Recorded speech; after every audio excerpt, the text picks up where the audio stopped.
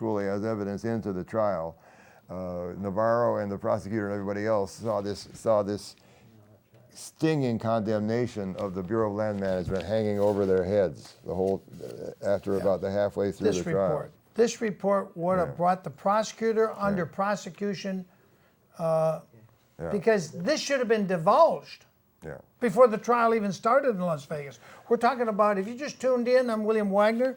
This is Neil Wampler sitting next to me here live on Friday night. We're not out bar hopping and looking for happy music. Before I forget, I wanted to hold this up here so folks can see it, because we have the Bureau of Land Management coming to town, folks. Very soon they'll be having a public meeting in the town of San Luis Obispo. This coming Thursday, San Luis Obispo at the Hilton. The 26th from 6 to 8 p.m. at the Hilton Embassy Suites on Madonna Road in San Luis Obispo. And I might just be there myself. I hope you are. So there'll be a considerable number of people there, and so I hope you can attend. And it's actually a rare opportunity to speak and confront these people, in a public meeting. 6 p.m. at the Hilton, San Luis Obispo. Be there. Other things I'd like to talk about. This little piece of cardboard here. I made this at Bundy Ranch, and all it is me walking around and asking people where they're from. And it truly is amazing. Maybe you folks can see some of the initials here. California, Montana, Arizona, Oklahoma, Alabama. California, New Hampshire, Alabama, New Mexico, Utah, Indiana, Idaho, Florida, Iowa, Illinois, Colorado, Arizona, Alaska, Montana, Florida, North Carolina, Nevada, Iowa, Texas, Missouri, Kansas, Colorado, Alabama. People from all over the country showed up. This is just the actual physical piece of cardboard. They made this right out there at Bundy Ranch. Now, did they have food for you at the Bundy Ranch? I say once again, it was truly amazing. It was almost overwhelming, the amount, and it's symbolic to me of the marvelous outpouring of support that we have had at these different functions. Is that primarily the food contributions. It's overwhelming. We had to get a whole bunch of ice chests to keep it. At Malheur, it got such a huge mountain of stuff, of every description, every kind of food, that we had 4 large refrigerators and freezers all completely stuffed full, and a storage room piled so high that we finally had to go dig up some shelving and put up some shelving to get the stuff organized a little bit.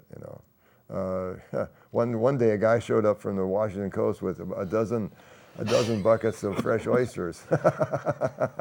Fresh oysters on the Nevada Ranch of the Bundys. Well, that was up in Oregon, Oh, Oregon. Yeah, but that aspect of it, of the public support, is truly wonderful. And I have to point out one exceptionally brave and principled man in this, in that light, and that is a man named Chris Briles, who was the fire chief in Harney County up there when we were doing the Malheur occupation. He saw the horrible corruption that was going on there in the county government, resigned his what happened to Chris is he saw some strange, suspicious looking characters sneaking around Burns, Oregon. He went and confronted them. He said, "What the hell are you doing here?" And the guys gave him some malarkey story. What these two characters didn't know is, of course, that Chris was a county official. Chris called up a lady at the police department, a good friend of his, and had her run their license plate. And they turned out to be a couple of undercover FBI agents. But they look creepy. Chris reported this to Judge Grasty up there, and Judge Grasty told him just to ignore it. In a nutshell, Chris became so disgusted with the corruption in the government around there that he went over to our side. He came out to Malheur and made a public press interview describing how horrible it all was there, and really put himself out on a limb. A very extremely brave, courageous man. So hope you see this, Chris, sometime. But there and are his many name others. again is Chris? Chris Briles. former fire chief That's right. He was a fire chief there in Harney County. in Harney County. There he is. That's Dan Love. Yep. Well, Yep. Dan Love. yeah. We invite you to come on the show, Dan. I've got a slug of questions I want to ask you. Not only Neil Corsi, but Dan Love. I've been trying to reach him for years now, and he just doesn't seem to be findable. He's not that eager for the publicity. I think he doesn't want to be seen, quoted, and there's some quotes in this report that are. Oh, it's truly It's outrageous. embarrassing to read them on television. I mean, masturbation in the office closet and porn and disgusting, weak sister, terms they were using against the Bundys. Now, these are supposedly federal officials, and like Neil Wampler just said, the fire chief up there in Harney County, Oregon, when he saw these creepy FBI guys snooping around trying to be disguised, the locals spotted them right away and said, that ain't a local there. They were creepy. But the fire chief, when you get down to your local people, your local sheriff, your local fire chief, your local people, they're generally much better people than you get from the FBI, the NSA, the CIA. Remember, those people at the federal level, they have no conscience. It's all about their pension and building themselves up higher and higher so they get a bigger pension when they retire. I don't know, should we read this bracketed part here? Let's see. You want to read it? Okay. FBI threat assessment, you got it all bracketed here. Well, I just read it. I think you should read it again. Read it a little time ago. I feel like picking out another one though. All right, take a different one. one. If we're going to do that, let's see. But keep in mind, they're let's trying to run the ranchers and farmers off the land. The Hammonds, which Neil mentioned earlier, were put in prison for doing what every rancher does. They have controlled burns to burn off the weeds so the grass comes up, the weeds are gone, and the cattle eat the grass and don't eat weeds. Now, I want to point something out, and you can double check me on this. Out in New Mexico, a part-time federal employee set the fire and then called it in, thinking that'll get her a reward of full-time employee. And they burned down a half a forest that hadn't been burned over in years. That woman didn't go to jail, but the Hammond father and son, simply doing a controlled burn, were put in prison by a stupid, ugly federal judge. And even the judge said, I just want to give them 2 months and let it go. No, the prosecutor said, oh no, they're domestic arsonists, terrorists. A little more calculated than that, actually. Yeah, the judge who originally sentenced them on these after a rigged trial, in good conscience, could simply not give them the maximum sentence. He gave them a minimum sentence. The Hammonds, father and son, went to federal prison, served their time, got out, and a year later, a federal prosecutor appealed their sentences and got them re-sentenced under terrorism laws for setting a range fire. And I want to point out here, too, like most of us, I don't know much about these things, but setting fire to the grasslands in the fall of the year is pretty much a standard procedure. As a matter of fact, Lewis and Clark noted the Plains Indians doing it back in their expedition of discovery in 1804, where they burn off the old dead grass, and it makes room for the new grass to sprout up. And also the ash furnishes a fertilizer for the soil. So once again, these controlled burns are a standard procedure on this rangeland. There's nothing arson about it or anything like that at all. The point of all the whole persecution of the Hammonds was to grab their land. And the reason why they were re-prosecuted and put in jail is because they still owned their land after they'd gotten out of prison. And the idea was to disable them so badly and break them so badly that they had to dispose of their land. And guess what? At their sentencing for the second time, double jeopardy, being sentenced for the same crime, some federals told the Hammonds that they had to make a decision whether to send them to a easier kind of a prison or a very harsh kind of a federal prison. But I'll tell you what, Mr. Hammond, if you sign this little thing here giving us first refusal on your land, we'll send you to a nicer prison. Is that extortion? I think that's extortion. And that person who made that offer to the Hammonds should be indicted by President Trump. And let me point out, it was President Trump, after a lot of you people sent letters and called that number to Donald Trump, the one I gave out over and over, 202-456-1111, he pardoned the Hammonds, and got them out of prison because the crooked, stupid judge and prosecutor couldn't bring themselves to do the right and decent thing. Unfortunately, a lot of these people these federals are so far gone that they don't even know what the right thing is anymore after all. You know, I think that they have lied so much and fraud, and they're so deep in fraud that they don't even know it when they're committing a fraud anymore. They don't even know it when they're lying anymore. Yeah, That's how they can't tell the confused difference between lies and truth. If it comes out of their mouth, they presume it's true because they spoke it. And, you know, they think they're gods. Yeah. But I hope Trump will get Gloria Navarro's buns in the grinder and have her indicted. That's a tough one. Go ahead, show this. Go ahead. Well, that's a tough one, being a federal judge, because, of course, the last thing we want is to have politicians have control over the federal judges. There is very little, actually. Once a person has been appointed a federal judge, there's very little that the government can do about them. Quite honestly, I want to keep it that way. We certainly get some bad apples like Navarro, or like Judge Peterson up in what is it? Spokane? Or you're talking about, well, Peterson, I don't know She about. put a man in jail for selling 2 legal substances that cures certain things in your body. You just mix them together and drink it, and she put him in jail for years. Yeah. But I'm for keeping the federal judges serve on good behavior. In other words, they serve for life. And we want to keep it that way. As long as they behave well. Well, you see, the thing of it is, it's next to impossible to impeach a federal judge. And I, for one, do not want them to be susceptible to political influence. I wouldn't want them to be susceptible to willy-nilly. But okay, thank you. But when you get somebody like that fat blimp Judge Peterson up there in the federal court, she never should have been. Oh yeah, this magazine he's holding. I wanted to show you. Of course, we're all familiar with National Geographic, and I just wanted to note that this lands fight has really reached reportage by one of the most reputable magazines, historic magazines in the country.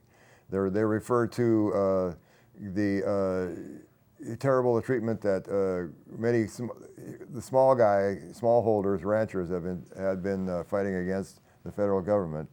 I want to also mention that the Bundys are briefly mentioned in it, which is for a magazine like National Geographic, that is a high praise. You know, to have that happen. That is indeed high praise. Let me read a sentence here.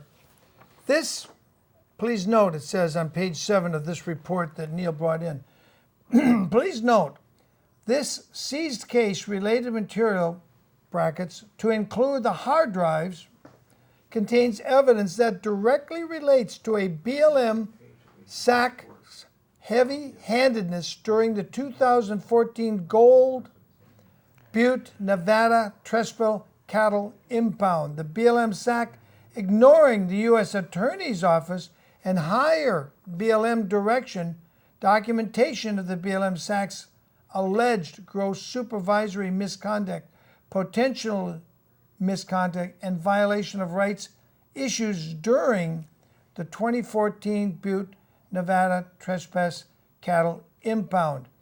Now, I wish you could all see this, and maybe I'll put it up on a YouTube page by page, but they were killing the cattle. They weren't supposed to. They were supposed to impound them and sell them. Too, that and they were just bulldozing them. The Bundys went out there and were asking, I don't know if it was Dan Love or who it was, but they were asking Dan Love specifically, are you killing the cows? And Dan Love said, oh, no, we're not killing any of the cows. Later on, they found a great big pit that the BLM had dug with a whole bunch of dead cows in it. basically what happened. If one of the cows or a steer was causing problems and was not cooperating with being rounded up, they just shot it, killed it, and threw it in a pit. Lie, lie, lie, Lies. lie. Nothing but lie. lies from the BLM. So remember, this coming Thursday, May 22nd. There we go again. Okay. Yeah. May 22nd, 6 p.m., you want to be at the Embassy Suites Hilton at 333 Madonna Road, San Luis Obispo. Yeah. There's your chance to ask them some questions they're not going to want to answer. They have a different local issue that they're trying to deal with. Yeah. But it's your chance to actually confront these people and hold their feet to the fires that you want to start. Exactly. So when this was over on the 15th, and I made this interview with, we should bring up that interview off of the YouTube, the 2-minute one with Carol Bundy. See, I wasn't there at all. That's why I like to bring people like Neil Wampler, who was on the ground. By the way, did they have some good steaks there? Oh, God. Well, I had to say, I never tasted beef like Bundy beef. Yeah, Bundy beef is the best. I never have. Yeah, I never have. And they're trying It's to really special. shut this guy down. His family's been doing it for years. Can we run that short thing? Here we go. This is the interview I did by phone. 9280.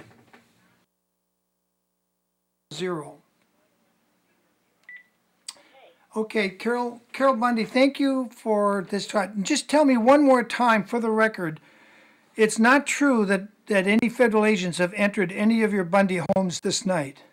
No federal agents have entered any of our Bundy homes this night. Are they around your homes or anywhere on the property that you know of? Not to my knowledge. Okay, so you're safe and secure for the moment. Thank you. Thank you. Go out and look at the moon. We got the blood moon. Once in a blue moon, we get a blood moon. Go look at it. I will do that. Okay. Maybe it's a sign from God. Good night. Okay, you bet. Bye-bye. Well, that is the end of a short interview with Carol Bundy up in Mesquite, Bunkerville area, Nevada. She's mostly concerned with getting their waters turned back on. They did some damage, these private cowboys, these contract cowboys that the BLM hired at great price to destroy the last rancher standing. Carol says the rumors that federal agents have entered their home tonight is absolutely false.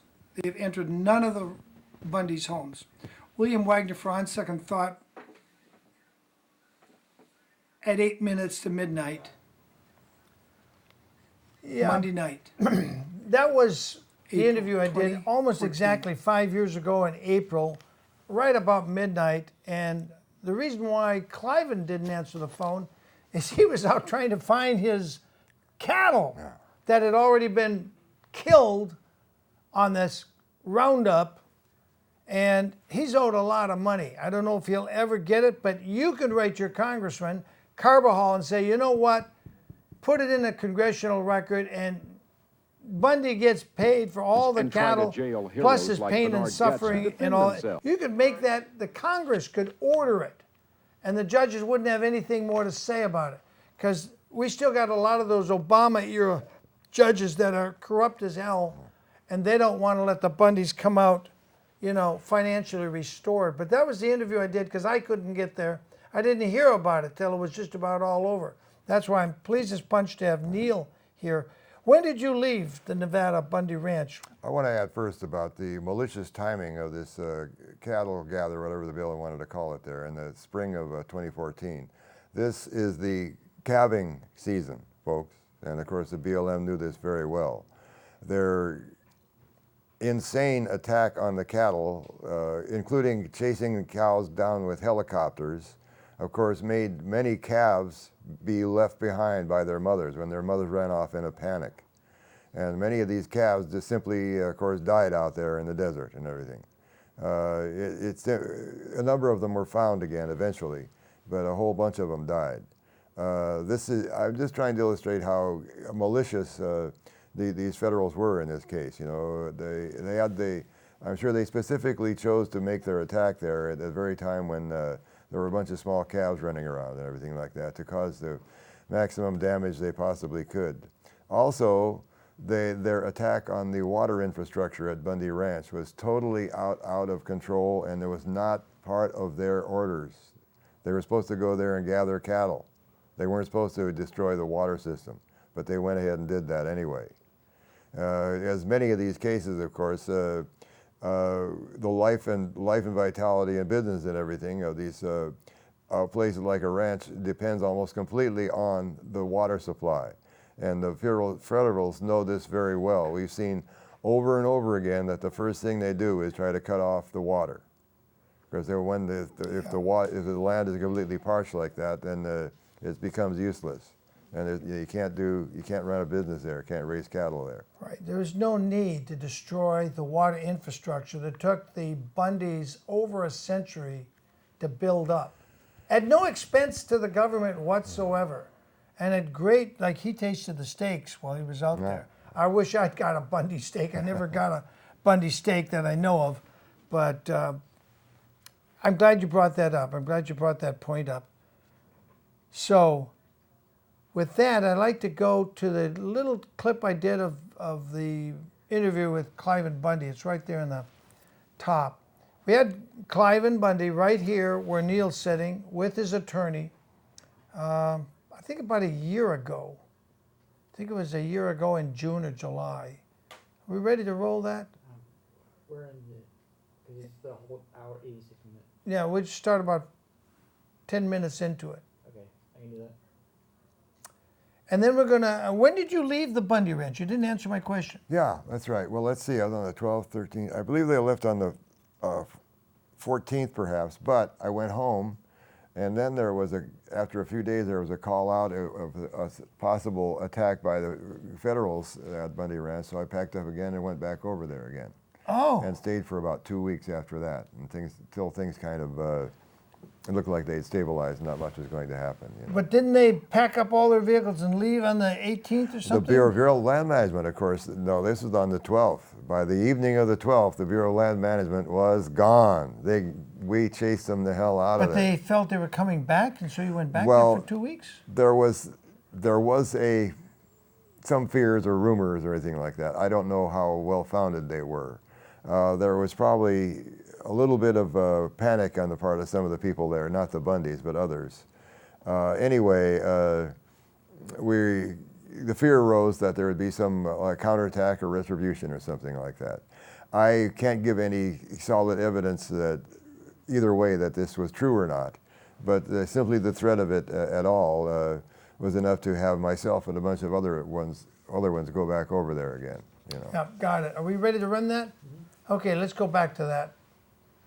Grazing Act, and we got to understand what was happening The there. Taylor Grazing The Act. Act of 1934. That's a state act or a federal act? Federal Act. Federal act. Yeah. Taylor Grazing Act. Act of 1934. Okay. So let's go back to the Okay. days of 1934. All of the western, let's say the western states, 11 western states, let's call them 11 western states. All of these states were beneficial use made of vast amount of land was all grazing. Either sheep or cattle were all over this land. And so ranchers had created sort of stewardship over all of this land, but there was problems, there was range wars. And what was happening is there's no boundaries. One rancher overstepped one other rancher, another rancher overstepped on the cattle issue. Yeah. Then you had a herd of sheep come across the middle of them, and so there was a problem. The ranchers, Sheep herders weren't really welcome. no, because they, like I said, these ranchers the cattle ranchers thought they had a right established, and then their neighbors was trespassing, and the sheep was overgrazing them, and so it was called range war. Yeah. And so this wasn't just a Nevada problem or a California problem. This is a Western United States problem. And so in order to try to solve this problem, the rancher allowed the federal government to get involved. And that's where the federal government first got involved with these western lands. And when that happened, the federal government had that was when they created the Taylor-Grayson Act. And the Taylor-Grayson Act didn't say the federal government was going to be the ruler, the judge.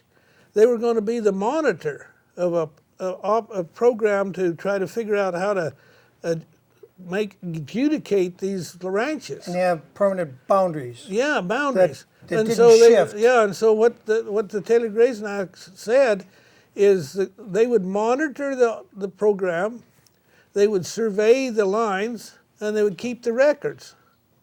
That was what they were supposed to do. And what was the rancher supposed to do? He was supposed to pay them for that service. That's where the grazing fees start. So the grazing fee has nothing to do with grass or land rental or anything. It has to do with a service. Service of monitoring the boundary, And surveying it surveying it, and keeping records of it. keeping records. And does the BLM today keep records of those boundaries? I'm sure they do. They've got a record.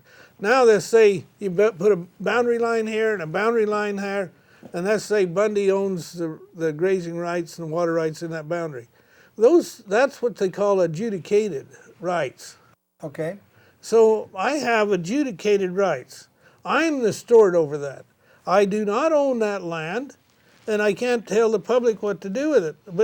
But I have rights on that land, and them rights have been created through preemptive rights created through beneficial use, going back to the first settlers that came to the valley. And them are the rights that I'm fighting for. I got And them it. are the rights that I'm trying to protect. And what the government is saying is, that's our land, we own that land, and you don't have no rights, and we got an army to prove that. Well, yeah, they tried to prove it, didn't they? Yeah, they did try to prove it. It literally came down to guys carrying guns, and they came like they were going to Iraq for war. Those guys had full gear. There's a shot of your Bundy defenders. Some of them are walking, some of them are on horseback. I don't see any of them waving guns in the air. Well, if you take close shots, you'll find a few people that are armed, but very few. But you'll never find any of them pointing guns at anybody. Yeah, that's. But that's But the BLM was pointing guns Well, at you. I'd like you to put up a shot of that of what. If we BLM pointing the guns, that's. Now this is the one. These are we the people. Let's see what the feds are doing. All these years, you've been grazing, you've been raising cattle, producing food, and now the feds want to say you get off that land. It isn't your land.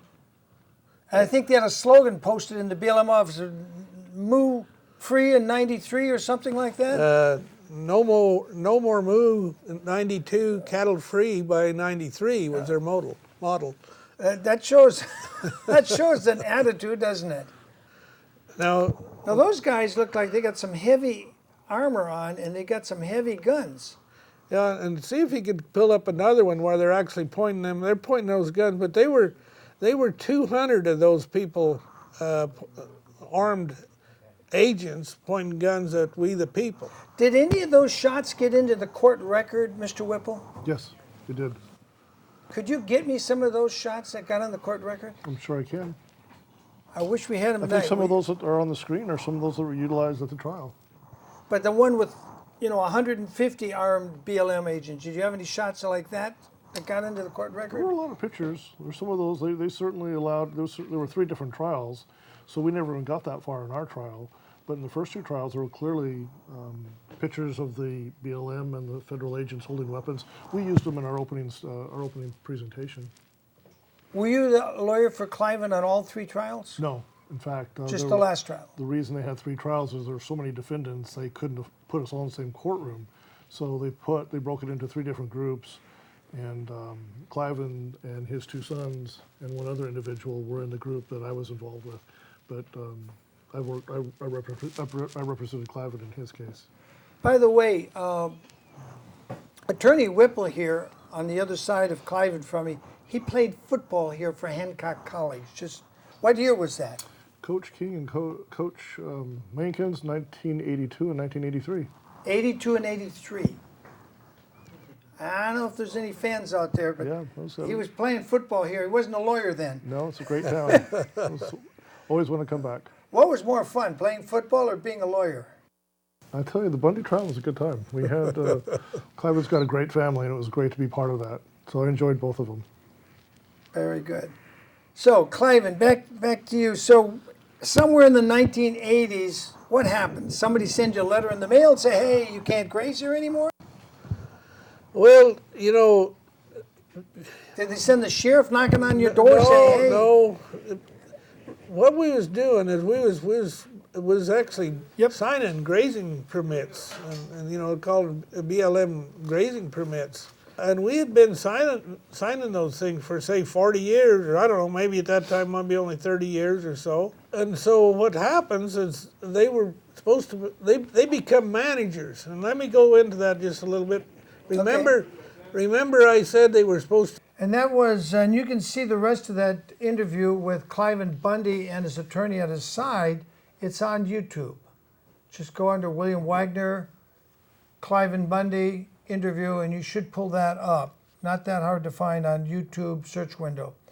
Okay, so we're back here live in the studio with Neil Wampler, who is both there and when Cliven's two sons, Ryan and Hammond, went up to get attention on the injustice done to these ranchers up in Oregon called the Hammonds, Dwight and Stephen Hammond, yeah. Dwight and Stephen, thank you. So you left there 2 weeks, you went back, and then you left and you thought, it's all over now, we've won? Well, or did you think anything would Are happen? you referring to Bundy Ranch? Yeah, the Bundy Ranch. Did you think that was over now and the BLM had taken their licking correctly? No, of course not. Of course not. You know. So you knew something was going to happen later. You know, quite honestly, it's the old fire horse waiting for the bell to ring.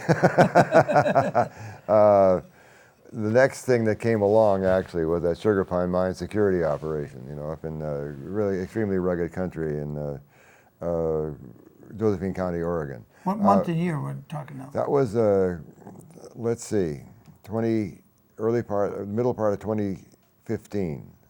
Okay, so now we're up to like June, July, May. Yeah, in that part of the 2015. yeah. What happened there? Well, I won't go into too much. These are two, once again, smallholders being attacked by, in this case, the U.S. Forest Service, which is just about as bad and corrupt as the Bureau of Land Management. They'd had, for a long time, a gold mine out there, and it came down to a threat. It looked like that the U.S. Forest Service was going to try to sneak in there and burn their cabin down. Whoa. I won't go into a lot of details there, but a very admirable group of people up there in Josephine County, Oregon, the Josephine County Oath Keepers, and I have to say their name, Joseph Rice and Stephen, anyway, Joseph Rice and? I can't remember the other person's name, I'm sorry. Okay. Made a call out there through the Oath Keepers organization to go provide security for these gold miners. And so we all went up there and basically stood security over their property. I have to say that Mr. Rice ran a very, very excellent operation there. There was a good vetting of the people that came in. You couldn't simply go to the gold mine. You had to go to a staging area near 101, be checked out, and have talked to and everything. And from there, you could go to the gold mine. Not everyone went. Some shady or shaky characters were rejected, which of course I weren't too happy about. But I have to hand it to Mr. Rice for running a very excellent operation. In the meantime, while we were providing security, Oath Keepers and the miners' lawyers went to bat for them and secured due process of law. That basically, when it all came out, as we've seen over and over again, the claims of the U.S. Forest Service were completely fraudulent, and they were dismissed. And of course, the guys there still have their gold mine down there now and everything. You know. Oh, good. So now we go up to Malheur. Ryan and Bundy and Hammond Bundy are up there. When did you hear about that? Oh, here we're talking now about the late part of 2015, part of the Christmas season, everything like that. You know. Late in December, wasn't it? Right after Christmas. Yeah, that's right. Well, I saw a call out through Hammonds' website for a one-day demonstration for the Hammonds in Burns, Oregon. A 1 day. 1 day. on January 2nd, 2016.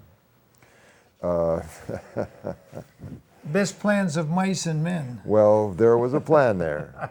I sure have there no was. I have no particulars about it whatsoever, but I'm sure that certain influential people, put it that way, had the idea in mind to gather a bunch of people there on January 2nd in Burns, and then go make a hard stand at the Malheur National Wildlife Refuge. And I have to make an interesting historic note about this too, because our occupation of Malheur was basically patterned on the Indian occupation and takeover of Alcatraz in 1969 and 1970. Little known to people. I didn't know that. We did precisely exactly the same thing that the Indians did back then. Take over federal property. And I want to point out something very interesting too, and it comes from the Magna Carta. It's funny how you get educated at all these things. One provision of the Magna Carta stated that if the people sent a petition, let me back up here. We didn't just go to Malheur impulsively. Hammond had gotten a petition for redress of grievances sent to the Oregon State government and Governor Kate Brown, signed by about 10,000 people, simply asking her to appoint a commission to look into the Hammond case, how they'd been abused. There was nothing drastic about it, simply for the Governor Kate Brown to appoint a commission to look into it. It was completely ignored and stonewalled. No response whatsoever, except that Kate Brown called the FBI about it. She ran to her federal masters for help. But let's get back to Article 61 of the Magna Carta, and it's kind of funny. Article 61 provided that if the people submit a petition for redress of grievance to the king, and the king ignores the petition, that the people are entitled to seize some of his land until he answers. And that's exactly what we did. Exactly what we did. Well, here we the people are the king. You just have to recognize that fact. That's why it starts out, we the people, in order to form a more perfect union. See, we already had a union, but it wasn't working well between the 13 colonies turned to states. There was a lot of issues I had time to iron out, because once the battle started at Lexington, and a lot of people call me and say, William, don't you understand this is a revolution? It started, William, you haven't recognized it? And I said, well, I think it's been a constant struggle to take power back from the federal government, but actually the federal government bows down and kisses the feet of the international bankers. And those are really the shadow government.